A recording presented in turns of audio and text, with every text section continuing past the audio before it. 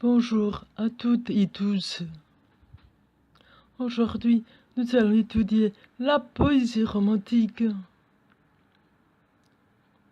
Son émergence ne peut pas être détachée de contexte historique.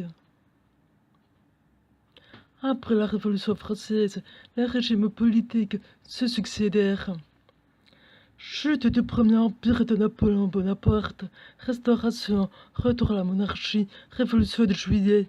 Ces changements successifs apportèrent un fort sentiment de crise.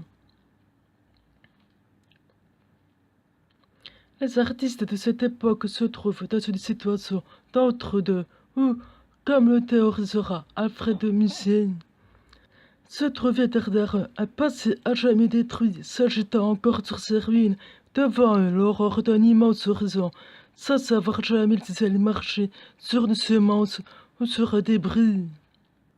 Les auteurs développent donc une forme d'incertitude et de pessimisme quant à leur avenir, accentué par un sentiment très fort de faire partie de l'histoire et la possibilité d'en être acteur. Le poète romantique est un poète à la fois concis et engagé dans son époque. Chateaubriand disait « Mon admiration a été grande et sincère, alors même que j'attaquais Napoléon avec le plus de vivacité. Il en développera une certaine forme de sensibilité que l'on appellera le fameux mal du siècle. Ce moi qui ne sait où il va, ni vraiment qui il est, devient le centre des préoccupations. Au siècle passé, le siècle des Lumières avait permis le rayonnement de la philosophie et de la raison, mais en ne permettant pas à la sensibilité de s'exprimer, ou si peu.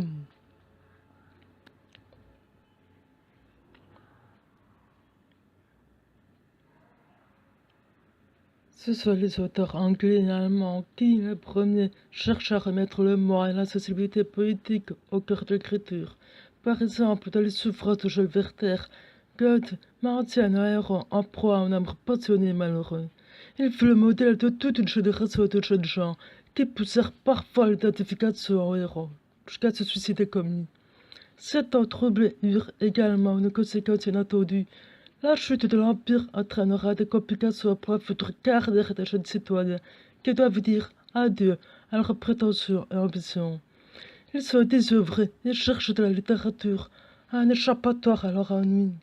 De plus, l'enseignement au collège de ces jeunes a été décousu à cause du contexte chaotique et cela leur a permis de se détacher de la tradition classique et de se forger un goût plus personnel. La situation est donc propice à la nouveauté, au changement. Tous les genres littéraires furent impactés. Le roman, la poésie, le théâtre. Regardons d'un peu plus près la poésie romantique. Attention, au XIXe siècle, le mot romantique n'a pas tout à fait la même signification que pour nos XXIe. Elle se caractérise avant tout par des thèmes qui sont empruntés de manière récurrente. La conscience de la fragilité de la vie, l'obsession de la fuite du temps.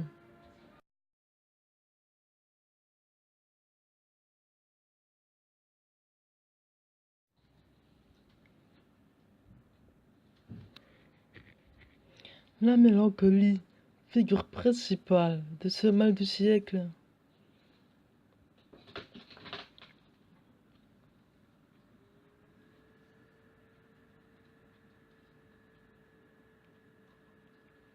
La communion avec la nature, refuge et miroir d'un homme inadapté à la société.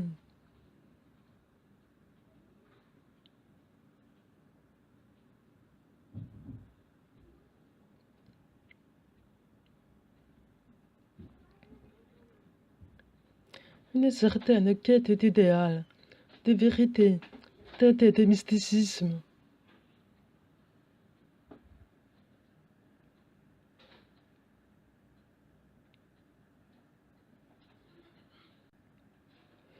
Et bien sûr, l'amour, passionné, chercha dans l'être aimé réconfort et inspiration, mais bien souvent malheureux.